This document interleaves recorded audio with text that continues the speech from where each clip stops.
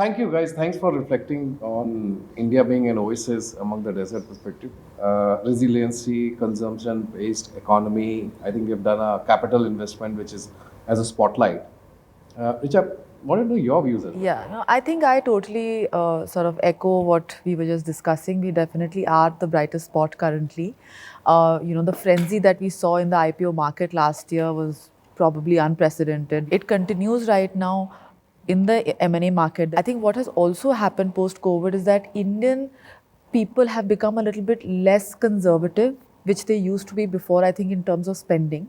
People are more open to spending a lot more, and considering a population, that has had a great impact on just the economy as a whole. And because of that, there's a lot of demand, and therefore we're seeing a lot of new companies setting up, new demands coming in, and I think that has also helped a lot in terms of just the whole growth story that we are looking at. Our GDP is probably the highest currently all over, and that's across the globe. Global IPO market is also getting overheated. Should we say overheated? Exit routes of sort of PE and VCs and fund managers, etc., is an IPO route as well. In Q4 CY 2022, we saw 18 companies going for IPO. It's almost a 350% more than the previous quarter. How does the outlook for the Indian capital market look like? The IPO market should be divided, or is divided without a clear demarcation. What is currently happening in the market is that we are doing more of these 400 to 1500, where a lot of HNIs come in, a lot of retail investors come in, and even for foreign investors, they don't have to invest a large chunk of money, right? So because of that, I feel that the momentum has been maintained because more of these IPOs are happening currently. And the money that has been coming in is continuing to come in. Although, globally there is sort of a sense of, risk and in investment, unlike what is happening in India right now. So people are a little bit careful. But I think because of this demarcation that has happened in the Indian capital markets, a lot of investment is coming in without, one particular fund having to take a lot of risk because of that. It is like a Bollywood hero. If the Friday has gone well, his market value goes up, otherwise it goes down. So if people have made money in the recent IPOs, they feel good about IPO market, they're more willing to experiment. If they've lost money, there is a little bit of slowdown. Now the market currently is choppy because of a variety of reasons. So people are being a little cautious. Sentiments are changing for investors, right? I would say all positive, no, I don't think so. Because there are IPOs which have probably not performed over the period of time. I want to know your sentiments around it and as an investor. Yeah, it's a little tricky when you look at our approach to investing and you ask any asset manager, he'll tell you this, he or she will tell you this, that they want to buy a good business at a good price, right? And when you look at the IPO market, it's not up to us whether some PE is exiting or somebody else. There is some vested interest behind coming with an IPO. We look at a good business owner who's starting his or her business in the public market. And like you rightly said, it is the public market which is extremely transparent, and price is where the buyer and the seller meet. Yeah. When you look at last year in perspective, you could not differentiate between a true business owner and a valuation hunter. It is very important that businesses come to the public market. It is our big source for ideation. And when that gets tricky, and the coveted anchor list starts getting hunted down on social media, one has to think twice. Should we wait for the secondary market to appear, or should we do it right at the IPO level? So we would encourage people to go to an IPO from the beginning. Why go through the PE route? Come to us, show us a good business. We are ready to evaluate at that stage. We are hunting for good businesses. There is inflow. Yeah. The mutual fund industry today has money to invest. At 13,000 crores SIP per month, the structure of the Indian stock market stands permanently corrected. Let's face it, the global data is very fragile, and for Indian markets to stand out as an oasis, this has been a big factor. But we are looking at good opportunities. You should see sentiment over a period of time. We've come, calendar 22 came off a calendar 21, which was probably the most, extraordinary year in capital markets history in India, and sheer amount of money that was chasing a lot of opportunities. A humongous amount of opportunities got that money. And the money came in from all quarters, whether it was domestic mutual funds as well as foreign institutional investors. Come calendar 22, and especially the later part of calendar 22, a lot of things have also changed at a macro level, right? the world's moved from a lower and lower interest rate regime to a higher and higher interest rate regime. In calendar 22, in the last quarter, and what you referred to, that there's a bit of activity, which was quite large. I wouldn't say it was large in terms of amount of money raised. It was in sheer quantum number of transactions. Volume was high, but amount was not. Mind you, there was a period in between where FIIs were serious sellers in the middle of calendar 22. It was only in the later part wherein you saw some FII flows coming back, which is where market activity got better. But that's reversed now. In the first 2 months of this calendar year, more than $4 billion of FII flows, outflows have happened.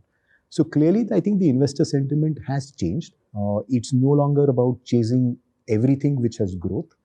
People are looking at profitability. People are looking at balance sheets.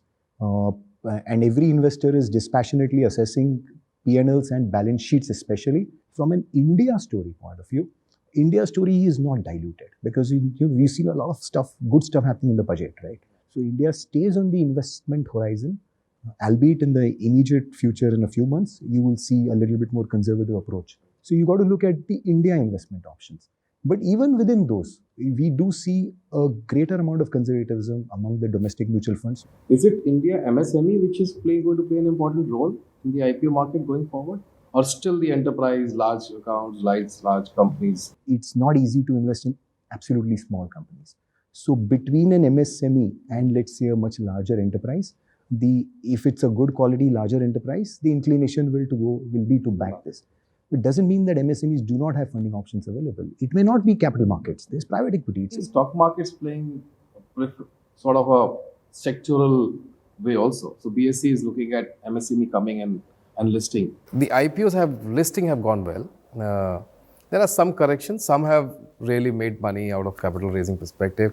But as an investors, they've also felt the heat. How will it impact the Indian IPO market? I don't believe that this global economic slowdown is really impacting India. So we are anyway not targeting the big funds, big money. We are looking at domestic funds coming in. We are looking, even if FIIs and all are coming in, they are putting in small chunk.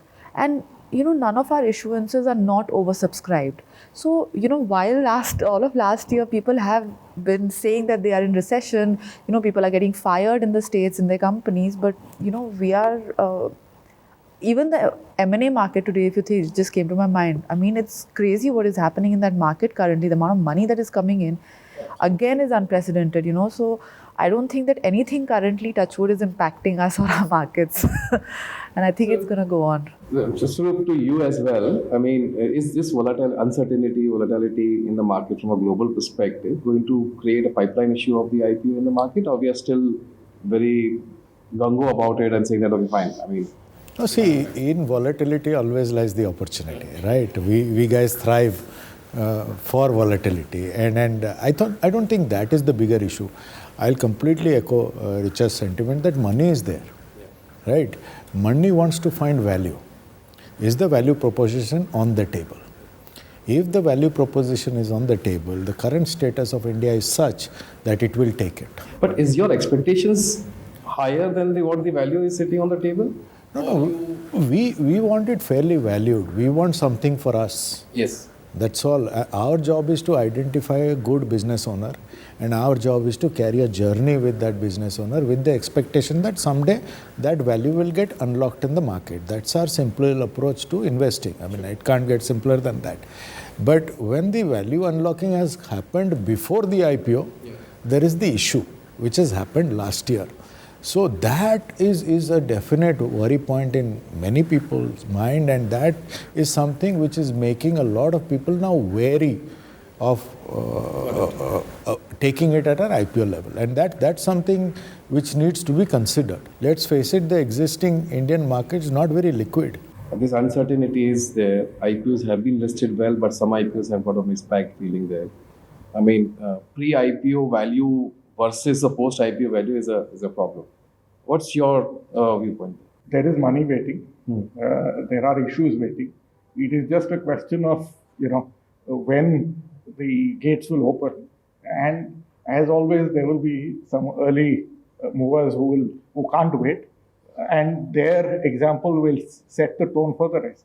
Are they leaving some value on the table, lot of value on the table, or negative value on the table? So, and typically everybody is waiting for, let somebody else leave a lot of value on the table. I will come afterwards and grab a little bit of that. So it's like pehle aap syndrome. But I think sooner than later we'll see that change So risk appetite of people is changing also because we are now maturing on the IPO side.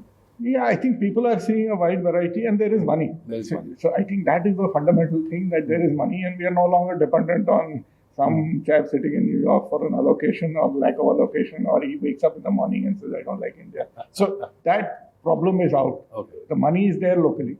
It's a question, and we want bigger market width. We want more depth in the market. We want more quality companies to come up.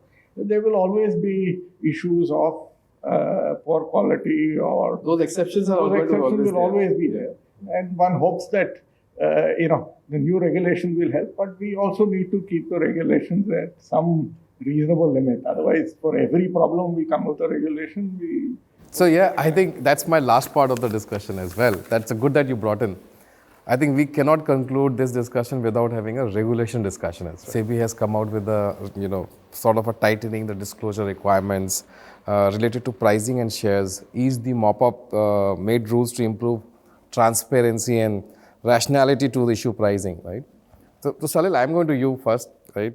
How will these detailed regulation impact the overall Indian capital market? I think anything to do with better disclosures in the long run only helps. Okay, because it gives every potential investor a chance to understand that company better and better, and I think it helps people make a more educated call around it, and eventually does well for the business itself. I mean, I'll wind back 20-25 years back. The best Indian companies emerged, including the likes of an Infosys and Marico, because of the kind of disclosures they started putting in their annual reports. Fantastic disclosures in terms of detailing, and that helped because an investor understood this company better, he was better equipped to take a call, and therefore is willing to, go after it. And as long as there's consistency in that disclosure, it makes it even stronger. So I think some of the moves that the regulator has done right now to say for technology companies, there are KPIs that have to be put in. I think it's a move in the perfect direction. That you got to put in the KPIs, whatever the KPIs are at a pre-IPO stage, they get captured in the offer document, and they get respected in terms of disclosures over, next quarters, few quarters, and so on. I think it's a fantastic move. No, I agree with you. I think in a long run, these disclosures definitely help for a right decision to be made. Swaroop, but this can create the size of the IPO reduce, right? As well. See, Salil, there are two types of people, okay? There is the lawmaker, there is the law follower. Okay, having worked with the regulator a little closely in the last few years, every kind of law that comes is backed by data. Make no mistake on that.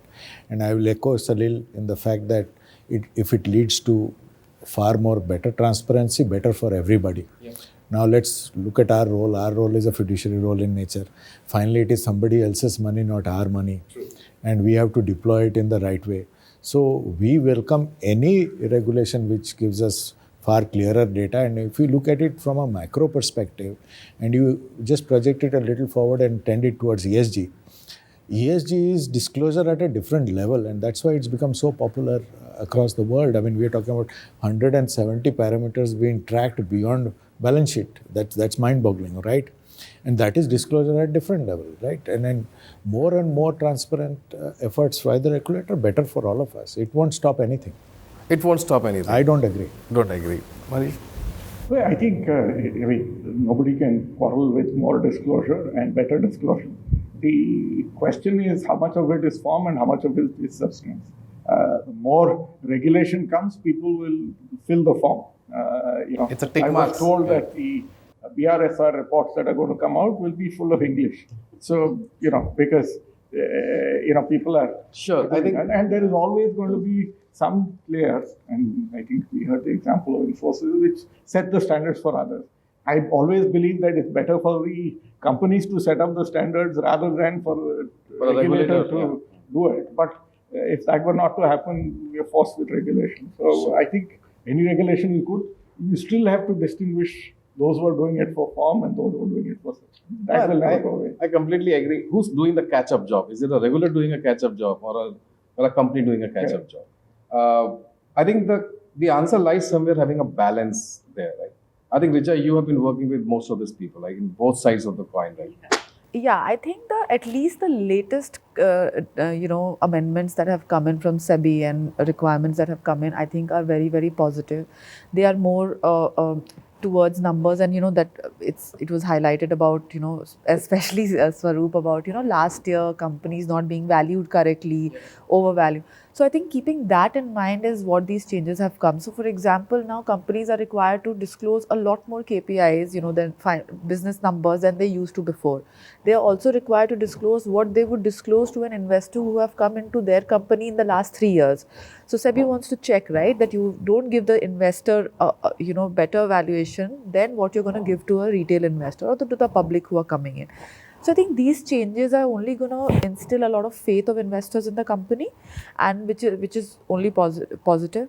What it will also do is, so for example, there are companies today who are loss making can also go and do an IPO, right? Now, earlier on, how will investor check? Will this company do well, not do well? With disclosure of these KPIs, I think it will give them a better insight. Thank you very much for being us with today. It's a pleasure and honor. Thank you for your having time. us. Thank you so much. Thank you.